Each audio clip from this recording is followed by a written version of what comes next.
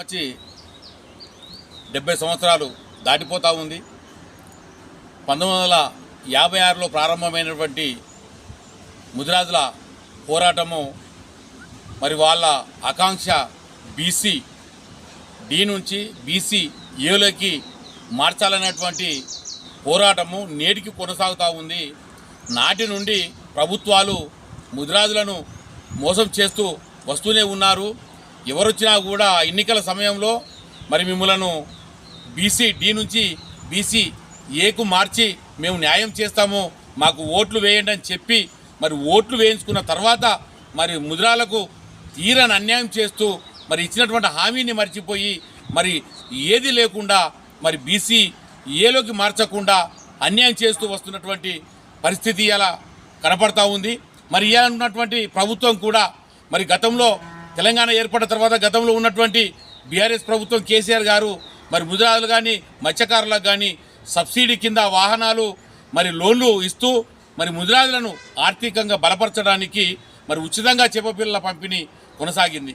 కానీ రేవంత్ రెడ్డి గారు వచ్చిన తర్వాత మరి ఏదైతే రాజశేఖర రెడ్డి గారు బీసీ ఏలోకి ముదిరాజులను మారుస్తూ ఇచ్చినటువంటి జీవో 15/2009 ఏదైతే ఉందో దాన్ని ఇంప్లిమెంటేషన్ చేసి ముదిరాజులకు న్యాయం చేస్తా బీసీ ఏలోకి మారుస్తా అని చెప్పి కామారెడ్డి సభలో మరి నమ్మబలికినటువంటి రేవంత్ రెడ్డి మరి కాంగ్రెస్ మేనిఫెస్టోలో కూడా ఈ యొక్క అంశాన్ని పొందుపరిచినటువంటి రేవంత్ రెడ్డి ఇవాళ మమ్మల్ని బీసీఏలోకి మార్చకుండా మరి మా బీసీఏ మాటను కూడా ఊసెత్తకుండా అదేవిధంగా మాకు రావాల్సినటువంటి ఉచిత చెప్పపిల్లలు లేవు, ఇప్పుడు రావాల్సినటువంటి సబ్సిడీ లోన్లు కానీ సబ్సిడీ కింద రావాల్సినటువంటి పరికరాలు ఏవి కూడా ఇవ్వకుండా ఇలా మోసం చేసి మమ్మల్ని ఇబ్బందులకు గురి చేస్తూ ఉన్నారు.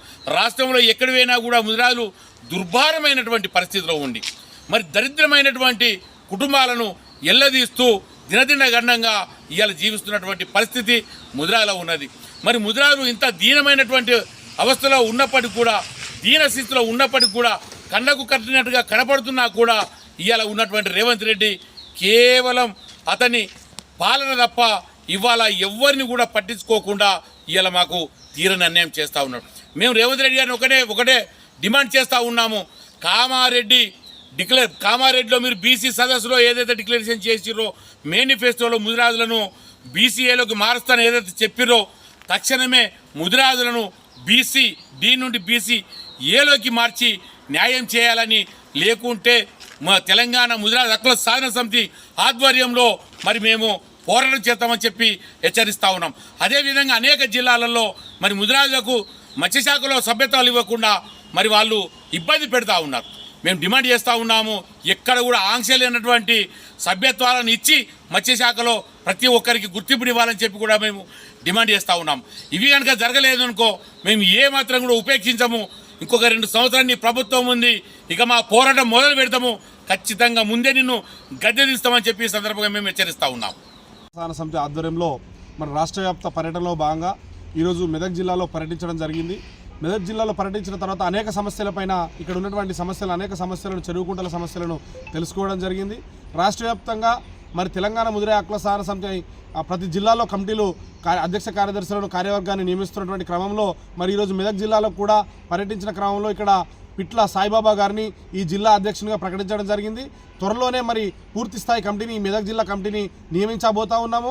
ఇక్కడ ఉన్నటువంటి సమస్యలపైన నిత్యం మా దృష్టికి ఇక్కడ ప్రతినిధిగా ఉండాలి కాబట్టి మా పిట్ల సాయిబాబా గారిని ఇక్కడ నియమించి ఇక్కడ ఉన్నటువంటి సమస్యలను రాష్ట్ర కమిటీ చేరవేసే విధంగా పనిచేస్తారని తెలియజేస్తూ ఇది ఈ యొక్క జిల్లా అధ్యక్షుడు ఈ నిమిషం నుంచే మరి పరిగణలోకి వస్తుంది కాబట్టి ప్రతి ఒక్కరు కూడా గమనించి మరి ఇక్కడ ఉన్నటువంటి సమస్యలను పిట్ల సాయిబాబా గారి దృష్టికి అదేవిధంగా రాష్ట్ర కమిటీ దృష్టికి చేరవేయాలని తెలియజేస్తూ రాష్ట్ర వ్యాప్తంగా ఉన్న ముదిరాల సమస్యలపైన కూడా గొంతెత్తాల్సిన అవసరం ఉంది. రాష్ట్రంలో ఇప్పటికే ముదిరాలకు కాంగ్రెస్ పార్టీ ఆనాడు బీసీడీ నుంచి బీసీఏలోకి మారుస్తామని హామీ ఇచ్చి ఇలా తెడ్డు చూపుతున్నటువంటి పరిస్థితి. బీసీడీ నుంచి బీసీఏలోకి మారకపోతే మరొకసారి ముదిరాల అగ్గిశెకను చూడాల్సి వస్తుంది. కాబట్టి రేవంత్ రెడ్డి గారు తస్మాత్ జాగ్రత్త, బీసీడీలో ఉన్న ముదిరాలను వెంటనే బీసీఏలోకి మార్చి మరి ముదిరాలకు సమన్యాయం కల్పించాలని చెప్పేసి హెచ్చరిస్తా ఉన్నాం.